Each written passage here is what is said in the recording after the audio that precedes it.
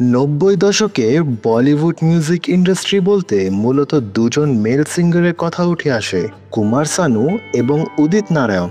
সে সময় বলিউডের সঙ্গীত জগতে এই দুজনের ধারে কাছেও ছিলেন না কেউ। এই সময় মিউজিক ইন্ডাস্ট্রিকে গভীর পর্যালোচনা করলে দুজনের মধ্যে হাড্ডাহাড্ডি প্রতিযোগিতা দেখতে পাওয়া যায়। 1988 সালে কেয়ামত সে কেয়ামত তাক আর 1990 সালে আশিকি ছবির গানগুলো হিট হওয়ার সাথে সাথে রাতারাতি তারকা বনে যান যথাক্রমে উদিত নারায়ণ ও কুমার সানু।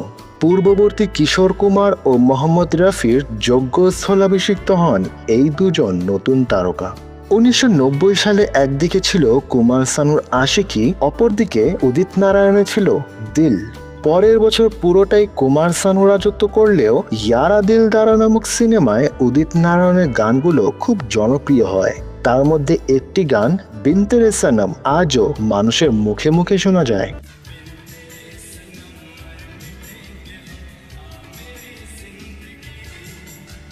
1992 সালে কুমার সানুকে ফিল্মফেয়ার অ্যাওয়ার্ড দেয়া হয় সোচেঙ্গে তোমে প্যার গানটির জন্য, কিন্তু একই বছর উদিত নারায়ণ প্রতিযোগিতায় ছিলেন পেহলা নশা আর ধক ধক করনে লাগা গানগুলোর মাধ্যমে।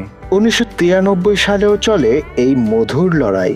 জাদু তেরি নজর গানটি দিয়ে সঙ্গীত জগতে আলোড়ন তুলেন উদিত নারায়ণ।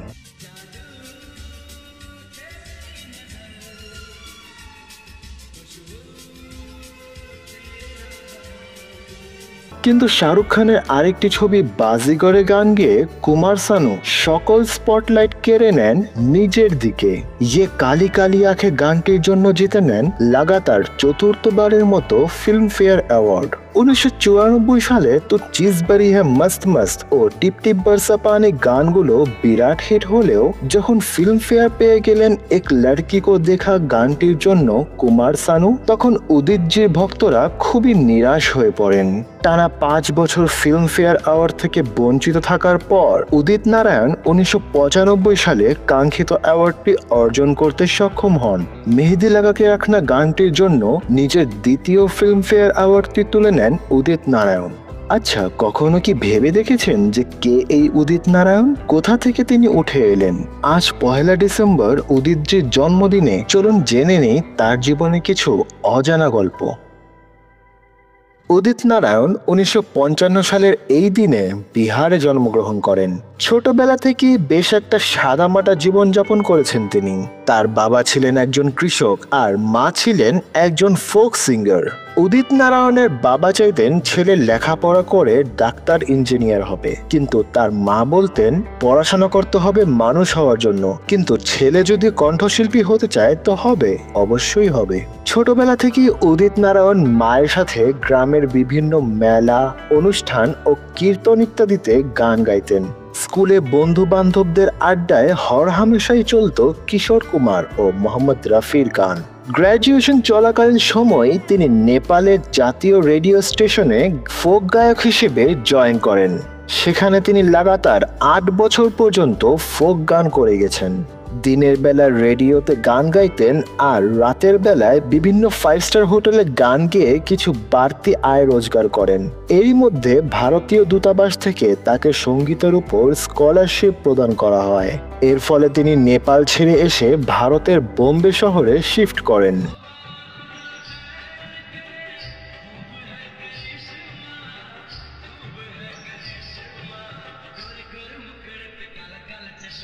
1978 সালে তিনি বোম্বে চলে আসেন এবং ভারতীয় বিদ্যাবনে তিনি পরবর্তী 8 বছর ক্লাসিক্যাল সঙ্গীতে তালিম নেন। এই সময় তিনি তৎকালীন বড় বড় সঙ্গীত পরিচালকদের সাথে দেখা করতে থাকেন। লক্ষ্মীকান্ত প্যারেলাল, আর ডি বর্মনদের কোনো রেকর্ডিং সেশন হলে সেই স্টুডিওর বারান্দায় গিয়ে বসে থাকতেন, দেখা করার জন্য মরিয়া হয়ে থাকতেন। একটা সময় নিজের দৃঢ় প্রত্যয়ের পরিণাম তিনি পেতে শুরু করেন। 1980 সালে সঙ্গীত পরিচালক রাজেশ রোশন উদিত নারায়ণকে দাঁড় করিয়ে দেন সেই সময়ের বড় তারকা মোহাম্মদ রফি সাহেবের পাশে। 1920 নামক সেই মুভির একটি গানের মূল গায়ক ছিলেন মোহাম্মদ রফি ও উষা মঙ্গেশকর। সেখানে 4টি লাইন গাওয়ার সুযোগ দেয়া হয় উদিত নারায়ণকে। তার গায়কী দেখে রফি সাহেব বেশ অভিভূত হন। তখন থেকেই সঙ্গীত পাড়ায় উদিত নারায়ণকে নিয়ে আলোচনা শুরু হয়ে যায়। এই প্রথম তিনি সেই সময়ের বড় বড় সঙ্গীতজ্ঞদের নজরে পড়েন।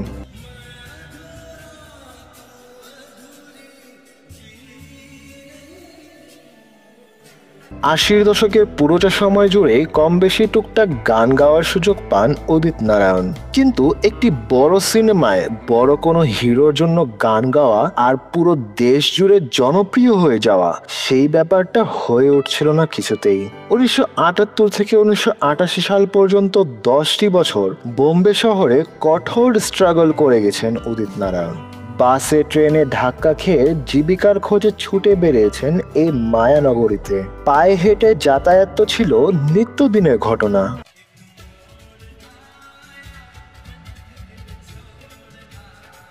উদিত নারায়ণের স্ত্রী হচ্ছেন দীপা নারায়ণ ঝা। 1982 সালে দীপাকে ভালোবেসে বিয়ে করেন উদিত নারায়ণ। সে সময় উদিতের বাড়ি গাড়ি কিছুই ছিল না, আর দীপা ছিলেন একজন এয়ার হোস্টেস। তখন উদিত নারায়ণ নববিবাহিত স্ত্রীকে বলেন, এখন আমরা যেভাবে আছি সেভাবেই থাকি, আমি যদি কখনো ভালো একটা অবস্থানে যেতে পারি তারপর আমরা একসাথে থাকবো। 1987 সালে জন্মগ্রহণ করেন উদিত নারায়ণের ছেলে আদিত্য নারায়ণ। সেই সময় হাসপাতালে বারান্দায় বসে বসে উদিতজি মন খারাপ করে ভাবেন, ছেলে সন্তানের বাবা হয়ে গেলাম, অথচ এখনো থাকার মতো নিজের একটা বাড়িও করতে পারলাম না। কাকতালীয় হোক অথবা ভাগ্যের খেলা, আদিত্যের জন্মের পরপরই কেয়ামত সে কেয়ামত তাক মুভির অ্যালবাম প্রকাশ পায়, আর উদিত নারায়ণ রাতারাতি তারকা বনে যান।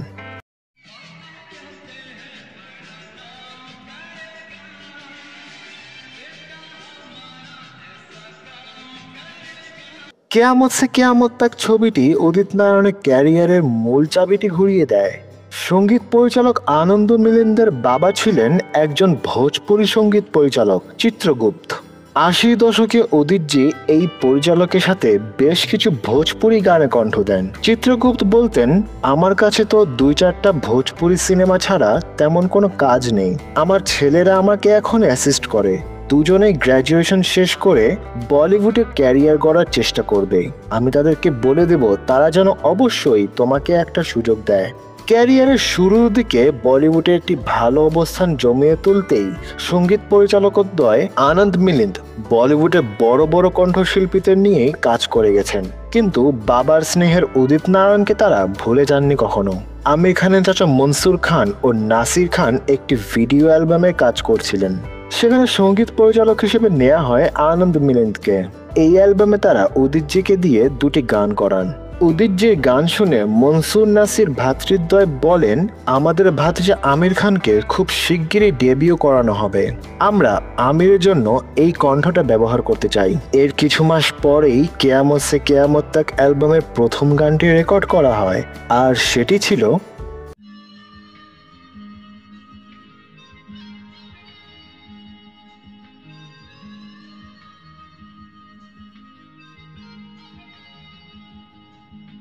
পরবর্তী বেশ কয়েকটি বছর আমির খানের পর্দার কণ্ঠ হয়ে ওঠেন উদিত নারায়ণ। মজার ব্যাপার কি জানেন, কেয়ামত সে কেয়ামত তাক ছবিটি প্রথম সপ্তাহে তেমন একটা ব্যবসা করতে পারেনি। এই রোমান্টিক ছবিটি যে সময় মুক্তি পায় তখন বলিউডে অ্যাকশন জনরার জয় জয়কার। উদিতজি ভেবেই রেখেছিলেন ছবি না চললে তিনি চুপচাপ গ্রামে চলে যাবেন, বাবার জমিতে চাষবাস করবেন, কিন্তু ওয়ার্ড অফ মাউথের জোরে দ্বিতীয় সপ্তাহ থেকে ছবিটি ভালো ব্যবসা করতে থাকে, আর বলিউড পেয়ে যায় 2টি অমূল্য সম্পদ, মিস্টার পারফেকশনিস্ট আমির খান এবং king of melody Udit Narayan.